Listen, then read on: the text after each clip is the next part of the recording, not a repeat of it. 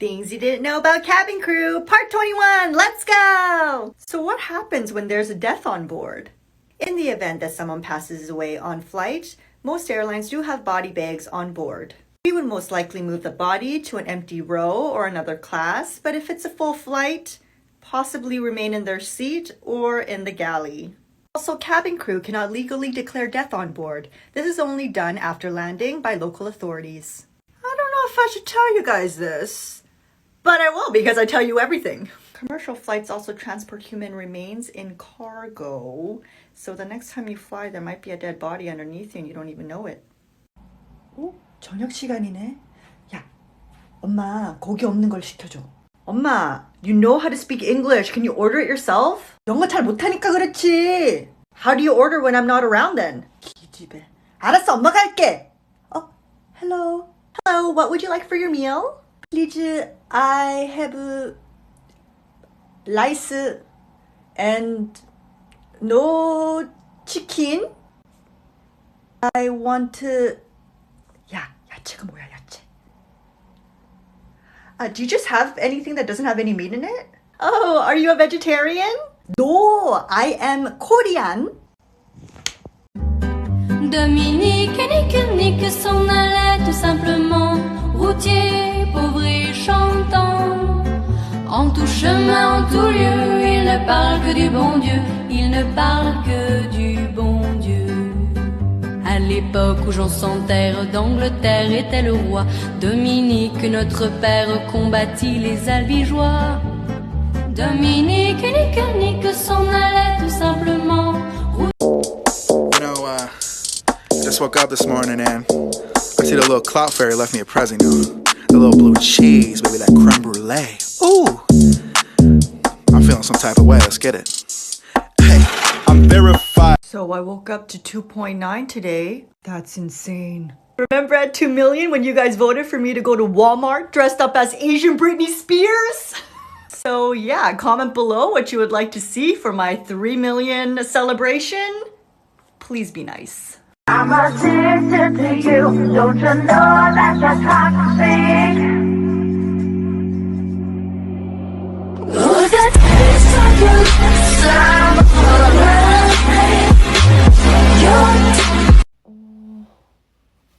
Bing! Hello, can I help you? Hello, can I have a hooker? A what? Can I have a hooker too, please?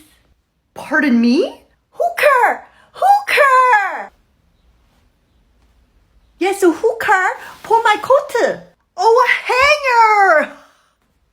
Things you didn't know about cabin crew, part 1, let's go. Have you ever heard of the game Airport Roulette, where you pretty much just pack your bags, go to the airport, and get on the next flight to anywhere? We have a shift called Airport Standby, where we will pack our bags, both winter and summer clothes, head to the airport lounge, and wait. This shift can result in one of 3 ways. Nobody calls in sick, so I just take my bags and go back home. Get called in for a turnaround flight where I just leave my bags at the airport, go for my shift, go there and come back.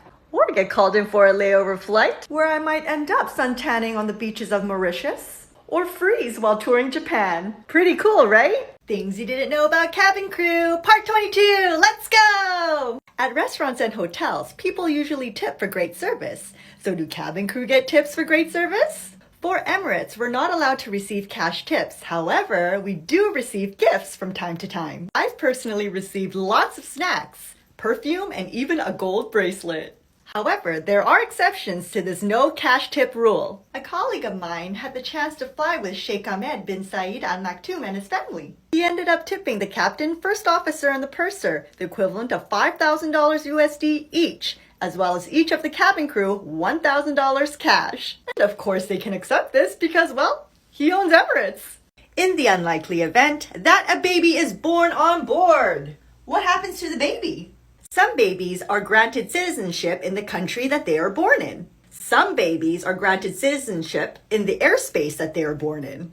And some babies will get the citizenship of one of their birth parents. So there is no right answer, it's just the laws of each country. But will this baby get free flights for life?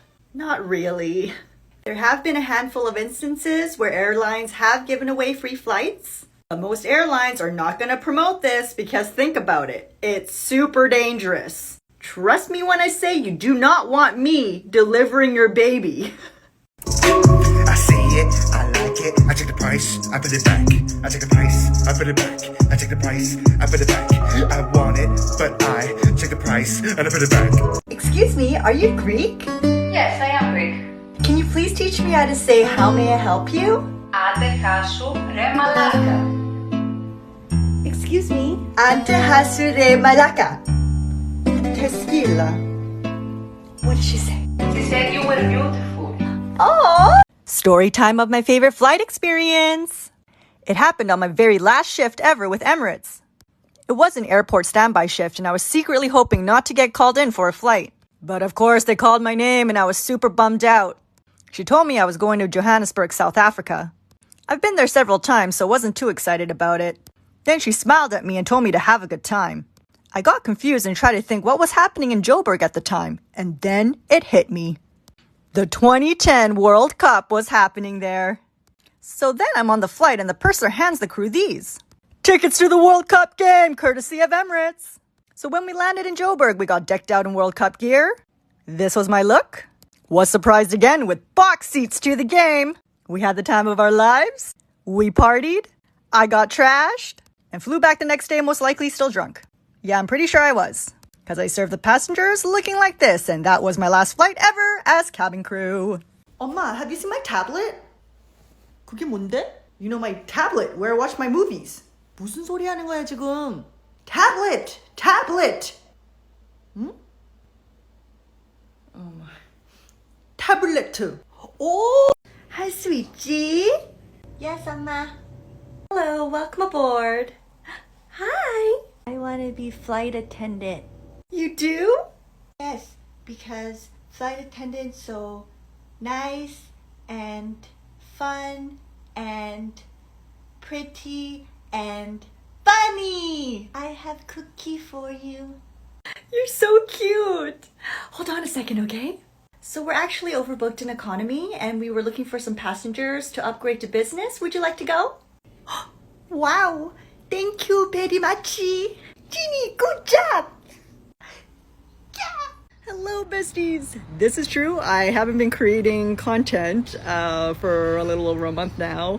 If you've been following my IG, you know why. But if you haven't seen it, I'll tell you why now. For the last 4 years, Johnny and I have been trying to have a baby and we failed. During this time, I found out I had an ovarian cyst, which I had to get surgery to get removed, and we hoped that would fix the problem, but it didn't. So last month, Johnny and I decided that we're going to spend a crap ton of money, so far $16,000, and try IVF. There's a lot of people that may not know what IVF is, so let me quickly explain it to you now. Every month, a female typically produces 1 egg. In IVF, they want you to produce a crap ton of eggs. In order to grow those eggs, you need to inject yourself with a lot of medication. After your follicles, I just call them eggies, grow to a certain size, you need to have surgery to remove those eggs. And then in a lab, they'll take the sperm, put it together with the eggs, and hopefully create an embryo. If you get an embryo, then they'll put that back into your uterus and hopefully you'll be pregnant.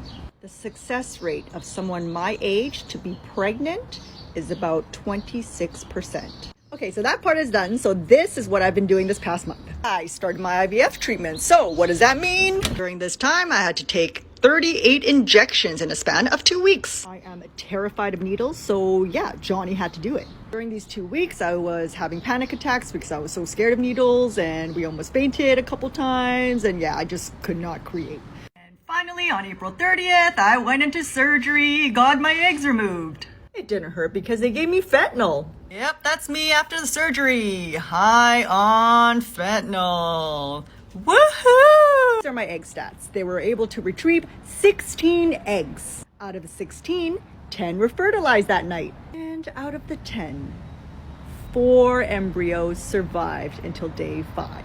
On May 5th, I transferred 2 embryos back into my uterus to give me a higher chance of pregnancy. That's them there. They are so cute. And then I had to wait for 9 days. During these 9 days, I was instructed not to do anything. Don't do chores, don't work, don't lift anything, don't exercise. And then on day 8, of course, I'm super impatient for the blood test. On day 9, I went out, got myself a pregnancy test, and yeah. I'm kind of nervous.